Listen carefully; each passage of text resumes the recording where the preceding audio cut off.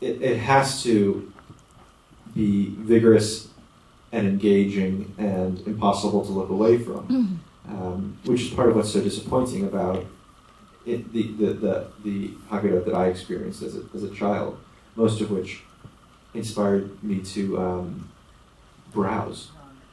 Our Seders were like, okay, we're going to skip from 23 to 76. Sure, ours too. And that's, it's funny, and in certain ways it makes me nostalgic to remember that, but it's a shame, because how many times a year did our extended family gather for a meal? One time a year.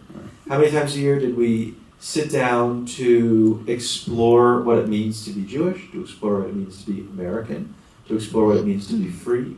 One time a year. Right. So if you're not taking advantage of it that one time a year, it means you're not doing it ever. Right. So we should have something better.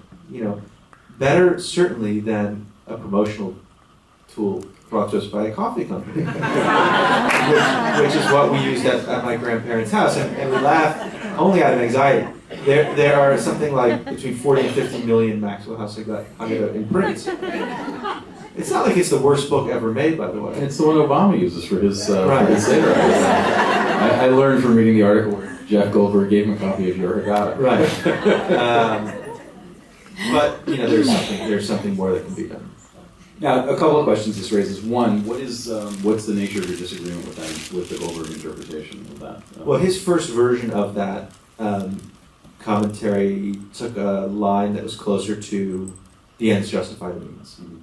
Like, it is not pretty, it is regretful, we never want innocent people to suffer, but this is the reality of, bringing down, of defeating evil. Right.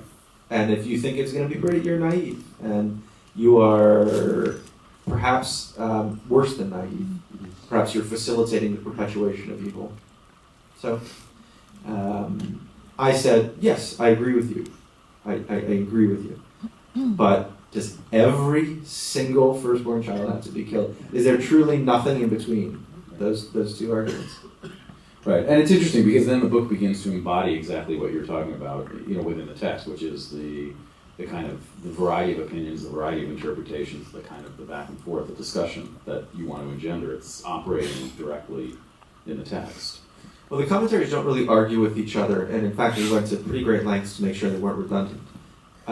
They just offered different ways of examining the same problem, and I like that for a couple of reasons. One is it gives different people different ways to use the book, but also it really gestures at the richness of these questions. They're inexhaustible questions. I mean, this has been proven. This isn't my opinion. They are to date, inexhaustible questions.